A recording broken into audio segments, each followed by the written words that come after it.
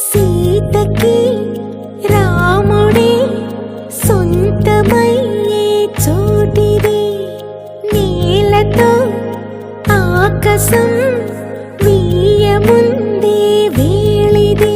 మూడు ముళ్ళు వేస్తే మూడు లోకాలకి ముచ్చటొచ్చినమ్మా.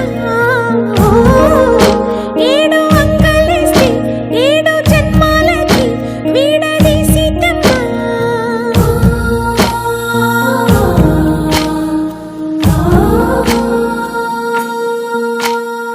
సీతమ్మ వాకిట్లో సిరిమల్లె చెట్టు, సిరిమల్లె చెట్టుపై చిలక వారింది.